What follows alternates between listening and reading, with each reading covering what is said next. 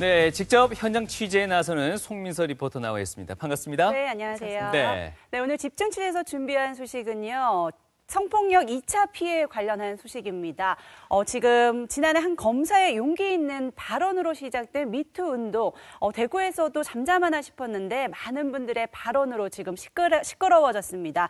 최근 대구시에 따르면 올 2월 말에 4개의 성폭력 상담소에 접수된 피해 상담 건수가 약 417건으로 1월 상담수에 비해서 23%가량 증가했습니다. 지난번 집중 취재에서 전해드린 대구 수성구 의원 미투 사례에 이어서 최근 우리 지역 대학가에도 미투 바람이 일고 있어서 파장을 일으키고 있는데요. 네. 대학 SNS인 익명 게시판 대나무 숲에서는요. 대학 내 성범죄 폭로의 장이 되고 있습니다. 어디에서 누구에게 성폭력 피해를 입었는지 구체적으로 명시된 글들이 올라와서 대학가를 긴장시키고 있는데요. 대학가의 성폭력 피해 사례가 하루 이틀 일이 아닙니다.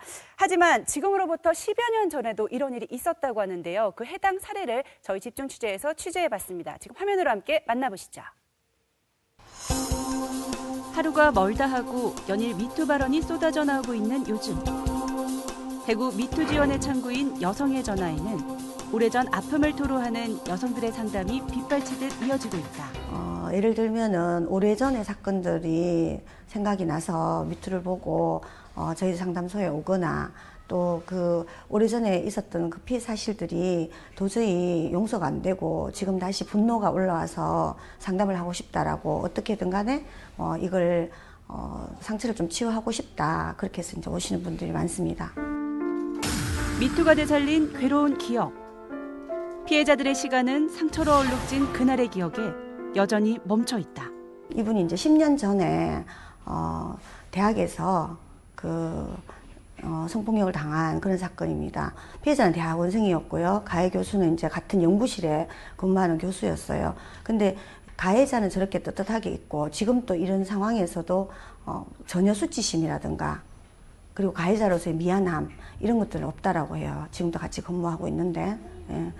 그러면서 이제 그때 그 10년 전에 교수들이 여기에 대해서 민사상, 형사상의 책임을 묻지 않겠다라는 협약서를 쓰게 하고 했던 그때를 지금도 잊지 못하고 있다. 예. 그리고 도대체 학교는 월급을 받는 교수는 보호해주고 등록금을 내는 학생들을 보호해주는 시스템이 전혀 없었다. 이런 이야기를 하면서 너무나 이제 지금 분노에 차 있습니다. 2차 피해는 비단 피해 여성들만의 일이 아니었다. 앞선 사례와는 달리 모 대학의 성폭력 피해 여성을 상담했던 단체 대구 여성의 전화가 가해자들로부터 2차 피해를 받은 것이다. 그 사건에 대해 가지고 회지에 실었어요. 이제 이런 사건이 있었다라고 싣고 그리고 그걸 홈페이지에 공지를 했습니다.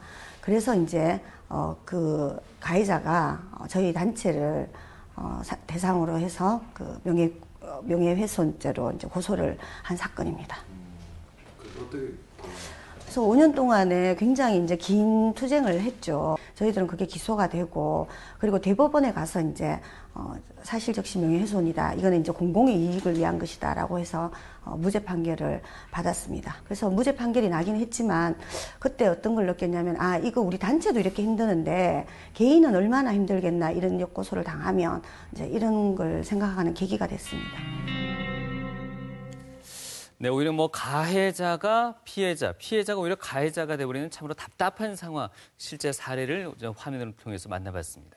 네, 맞습니다. 그래서 오늘은 저희 성폭력 2차 피해에 대한 이야기 나눠보도록 하겠습니다. 네. 오늘 이 자리에 대구 여성의 전화 김정순 대표님 자리해 주셨습니다. 안녕하세요. 예, 반갑습니다. 네, 대표님, 저희가 최근 미투 운동 이렇게 확산되면서 화면으로도 봤듯이 과거의 미투 운동, 과거의 성폭력을 당한 피해자들이 용기를 내는 경우가 좀 늘고 있는 것 같습니다. 네, 어떻게 생각하십니까? 아무래도 보셨다시피 그런 상황 속에서도 가장 기억에 남는 장면이 앞서 이제 뭡니까? 역고소라고 해야 되나요? 네. 그런 사례가 있었던 것 같은데 그 상황에 대해서 먼저 설명 좀 듣고 얘기 이어갈까요? 네, 저희 단체에서 그 VCR에서도 보셨다시피 2003년에 이런 역고소 사건이 있었습니다. 그래서 그 당시에 무죄 판결을 받기는 했지만 굉장히 이제 저희 단체에서 이제 이걸 이겨내는데 많은 이제 에너지를 들였고요. 네. 그래서 전국적으로 서명 운동이라든가 아니면 특위를 구성한다라든가 예, 이렇게 해서 이제 토론회 이런 걸 통해서 무죄 판결을 받아내긴 했습니다. 네. 그래서 단체 임의도 너무나 힘들었다. 그래서 개인이면 얼마나 더 힘들까라는 이제 그런 생각을 하게 됩니다. 네. 어떻습니까? 앞서 그 나온 내용이긴 합니다만은 이 사실 적시 명예훼손죄라고 언급해 주셨는데 이 부분에 대해서 조금 더 얘기 들을까요? 예, 사실 적시 명예훼손죄는 현행법상 있는 그대로의 사실을 말해도 처벌을 네. 받는 예. 그런 이제 그 법이라고 할 수 있죠. 네. 그래서 이제 이런 경우에 만약에 개인을 비방할 목적으로 한 게 아니라면 예. 처벌을 피할 수는 있겠지만 거기에 만약에 대응하기 위해 가지고 고소를 당한 입장에서는 지난한 과정을 견뎌야 되기 때문에 굉장히 이제 힘든 과정이다 이렇게 이제 볼 수 있고요. 예. 그래서 적어도 성폭력 피해 사실에 대해서만은 사실 적시 명예훼손죄가 폐지되는 게 맞지 않나라는 이제 생각을 합니다. 아무래도 이 부분에 대해서 요즘 좀 논란이 뜨거운 것 같은데요. 네. 2차 뭡니까? 이거 2차 피해를 가중시키는 법이 아닌가. 앞서 보셨던 사실 적시 명예훼손죄.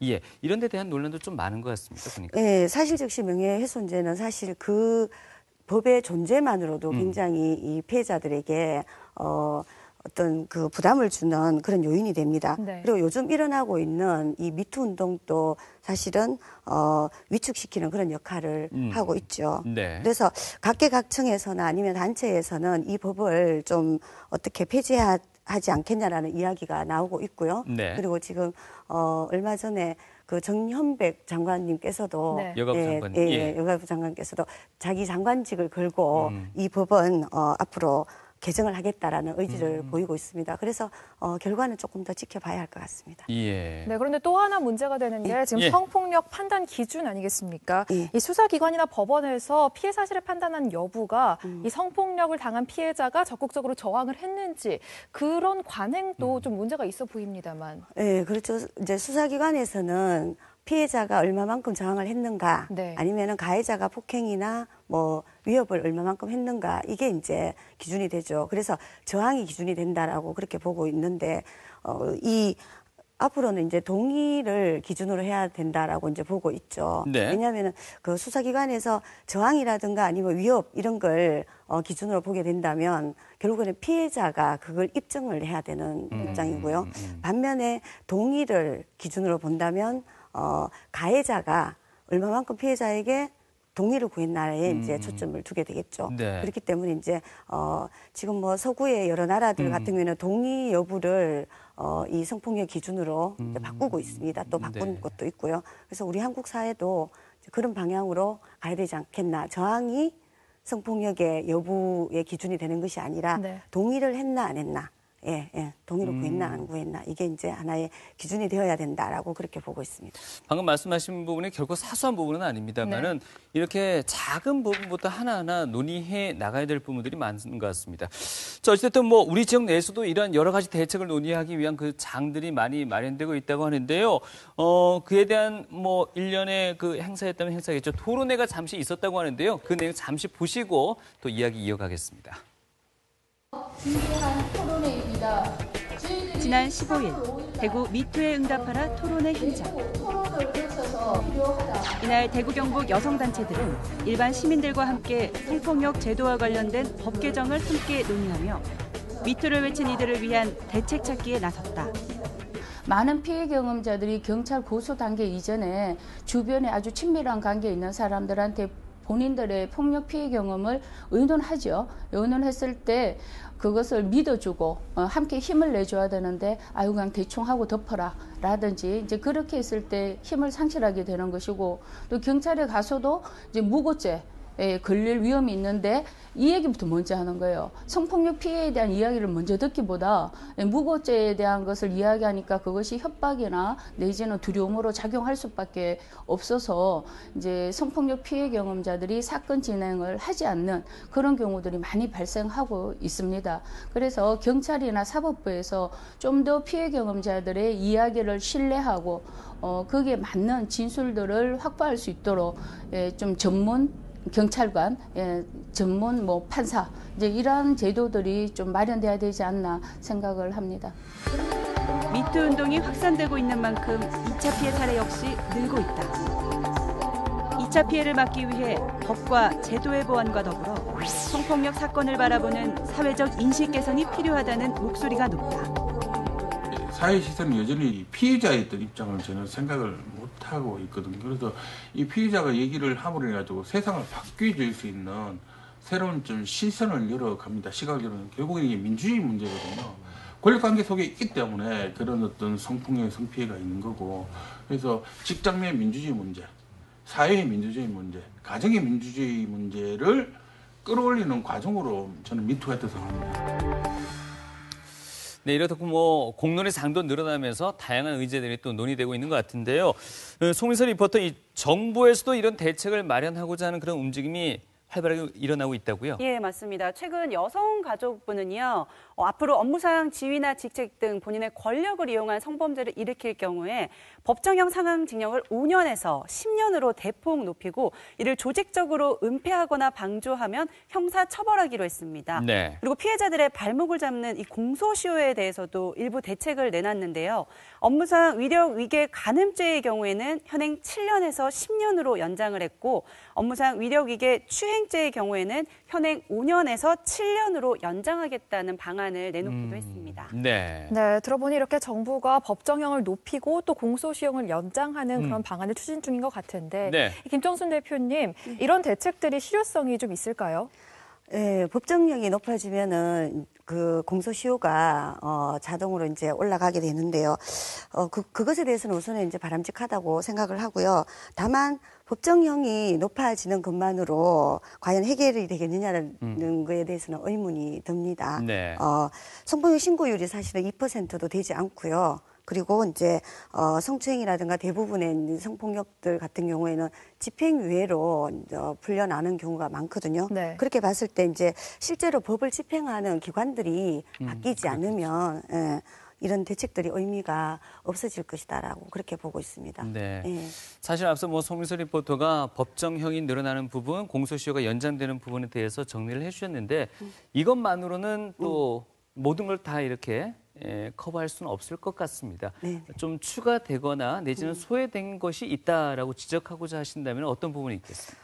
저는 이제 무고죄에 대한 대책들에 대해서 조금 이야기를 하고 싶습니다. 지금 네. 이제 정부 대책들이 많이 나오고 있긴 하지만 무고죄에 대해서는 전혀 언급이 거의 없습니다. 네. 예, 정부가 내놓은 대책들이 이제 법정형을 올린다거나 이런 경우들인데, 그러면 법정형을 높이게 되면은 결국에는 무고죄를 더 잘 가려내기 위해서 훨씬 더 이제 철저하게 가려내기 위해서 이런 여러 가지 증거들이나 이런 것들을 많이 네. 요구를 하게 됩니다. 예. 따라서 이제 무고 같은 욕고소를 가해자들이 적극적으로 무기를 삼아서 이제 이걸로 가해자들이 고소를 당하게 되면 무고로 이제 가게 되죠. 네. 그래서 이제 수사 중에 검사가 무고를 인지하기도 하고 또 이 가해자가 또 무고로 고소를 하는 여러 가지 경우가 있다라고 이제 볼 수 있어요.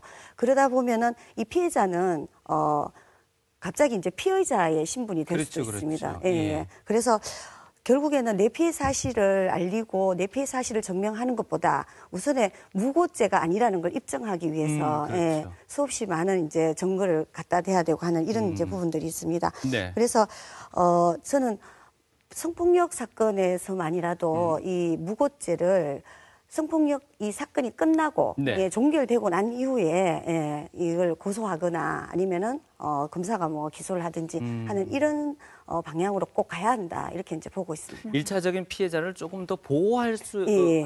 하고자 하는 그런 취지신 것 같아요. 네네, 그렇죠. 예. 예. 아니, 그런데 또 최근 유엔의 권고안을 보니까 네. 이 여성 인권 실태를 조사를 했습니다. 그런데 그 내용 중에 하나가 이 성폭력 가해자가 다시 원래 그 직장으로 복귀한다, 뭐 그러서는 안 된다, 이런 권고를 했는데요. 이거에 대해서는 어떻게 생각하십니까? 유엔 권고가 7년 전에도 이제 있었어요. 우리 네. 대한민국이 너무나 가부장적이다. 그래서 이걸 바꿔라라는 이제 권고를 했었어요. 그리고 이제 7년이 지난 지금 또 보니까 유엔에서 봤을 때 전혀 달라지지 않았다. 거기다가 이제 특히 직장에서의 이제 성폭력 피해자들 같은 경우에는 10명 중에서 8명 같은 경우 8명 정도가 직장으로 돌아오지 못하고 오히려 직장을 그만둔다라는 것. 그리고 공공부문에 있어서 오히려 가해자들이 그 소송이라든가 이런 걸 통해서 가해자로 지목이 된데도 불구하고 네. 다시 돌아오는 일이 굉장히 비일비재하더라는 거죠. 네. 그래서 여기에 대해서는 형 정부에서 공공부문에 있어서는 무관용의 원칙을 지키겠다라는 그런 대책을 내놨어요. 네. 그래서 이걸 꼭 지켜야 된다. 저는 그렇게 보고 있습니다. 네. 사실 오늘 지금 얘기하고 있는 부분에 있어서 가해자 뭐 피해자라는 표현을 쓰고는 있습니다만 대체적으로 가해자는 또 남성, 네. 피해자는 여성 쪽에 조금 더 포커스를 두고 지금 얘기하고 있다는 건 네. 우리 시청자분들이 조금 감안하고 들으셨으면 좋겠고요. 네. 그렇습니다. 또 하나 짚어야 될 게 미투 운동에 의해서 조금 조심스러운 부분이긴 합니다만은 요즘 이게 오히려 뭐 역차별이 되는 건 아닌가 하는 우려를 내는 목소리도 많습니다. 여성 배제 현상이라고 해서 펜스룰이라는 게 또 참 문제가 되고 있지 않습니까? 이 부분에 대한 얘기도 좀 들어야 되겠네요. 네, 펜스룰을 무슨 성폭력을 줄이는 방안처럼 얘기하는 경우가 많은데요. 회식 자리에서 여성을 배제한다거나 네, 네. 아니면은 아예 뭐 채용에 있어서. 채용에 있어서 채용에서 아예 배제를 한다거나 아니면 채용하는 과정에서 성폭력을 당하면 어떻게 대처를 할 것인가 뭐 이런 것들을 묻는다거나 네. 예, 이런 이제 사례들이 접수가 되고 있습니다. 그래서 이 펜스룰은 성폭력 예방에 대책이 아니다라는 것을 이제 꼭 밝혀두고 싶고요. 예. 이건 또 다른 성차별이고 또 남녀 고용 평등법을 위반하는 것이다라는 이제 얘기를 꼭 드리고 싶습니다. 네. 그래서 이제 이런 행태들은 법적으로 네. 처벌받을 수 있다라는 말씀을 드리고 싶습니다. 또 들어보니까 이 성폭력 문제 자체가 거대한 성차별이라는 문제의 단면으로 보입니다. 이런 성차별에 대한 좀 근본적인 해결이 있어야 될 것 같아 보입니다만. 예. 성폭력 피해자가 대부분이 여성입니다. 물론 이제 남성들도 있습니다만은 대부분이 이제 여성인 점을 봐서 이 성폭력은 가부장적인 성차별 구조 때문이다. 이렇게 볼 수 있고요. 그래서 지금 현재 헌법이 모든 개인의 평등이나 뭐 이런 안녕들을 보장하고 있다라고 하지만 별로 그게 나아지지 않는 것 같습니다. 네. 그렇기 때문에 여성단체에서는 여성에 대한 차별과 폭력 이걸 방지하기 위해서 정말 구체적으로 이 헌법에 성차별을 하지 못하게 하는 성평등 조항을 넣어야 되겠다라는 이제 그걸 강조하고 있습니다. 또 문재인 대통령께서 이제 이 성평등한 나라, 이제 성평등한 사회를 만들겠다라는 걸 의지를 또 보이셨어요. 그래서 아마 잘 될 것이라고 보고 또 새로운 헌법은 성평등 헌법이어야 된다라고 이제 강조하고 싶습니다. 사실 뭐 그런 부분도 강조하는 그 마음 충분히 뭐 읽을 수는 있습니다만은 사실 어떤 성차별한 부분에 또 일면에 있어서는 가족 문화, 전통의 어떤 우리가 이어져 오는 유교 문화 속에서 나타나는 일면일 수도 있다는 부분도 솔직히 참 해결하기 어려운 부분 중에 하나인 것 같습니다. 거기에 대해서도 하실 말씀이 있으신지요? 유교 문화에서 아무래도 이제 그게 우리 전통처럼 그렇게 돼 있죠. 뭐 네. 우리 한국 사회가 원래가 남한선호 사상이라든가 이런 것들이 굉장히 심각하고 그럼에도 불구하고 헌법에서는 꼭 이제 성평등 헌법을 이제 제정되어야겠다라는 이제 의지가 저희들이 있습니다. 네, 충분히 공감할 수 있는 내용인 것 같고요. 자, 지난번 저희가 집중 취재 시간에도 한번 전해드린 바가 있는데 시기적으로 이제 6.13 지방선거를 앞두고 있습니다. 네. 이렇게 우리가 논란이 되고 있는 부분에 있어서도 이 후보자 검증이 충분히 또 필요하지 않을까 이런 얘기도 나오더라고요.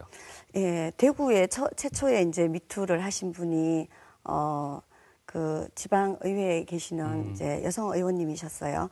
그래서 이제 저희들 여성 단체들뿐만 아니라 뭐 시민 단체들 속에서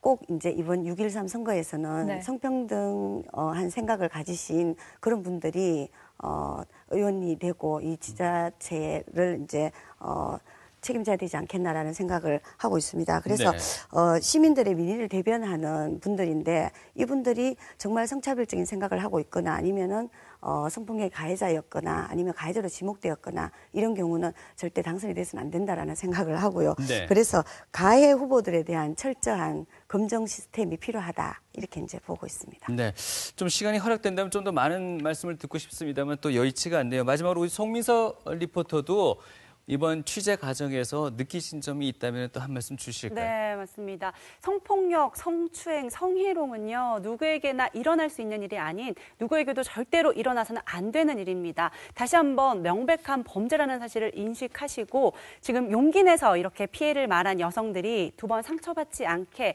인식과 법의 개선이 절실하게 필요할 때인 것 같습니다. 네. 자, 시간이 한 30초 정도는 더 여유가 있는 것 같습니다. 우리 네. 김종수 대표님께 법적 제도적 어떤 보완과 더불어서 사회적인 인식의 변화까지도 불러올 수 있는 말씀 한 말씀 더 부탁드릴까요? 네, 무엇보다도 사람들의 그 생각이 중요한 것 같습니다. 그래서 의식을 바꿔야 되는데 그러기 위해서는 우리 사회가 같이 함께 노력해 가야 될 것이고요. 네. 그러기 위해서는 결국에는 젠더 교육이라든가 이런 부분들에 대해서 이제 교육이라든가 뭐 정치 이쪽에서 다 같이 고민해야 되는 그런 부분들이 아닌가 싶습니다. 알겠습니다. 예. 네. 오늘 집중 취재 시간 이제 마무리하겠습니다. 네. 오늘 자리해주신 김정순 대표님 네. 감사합니다. 그리고요, 송민서 리포터 수고하셨습니다. 네.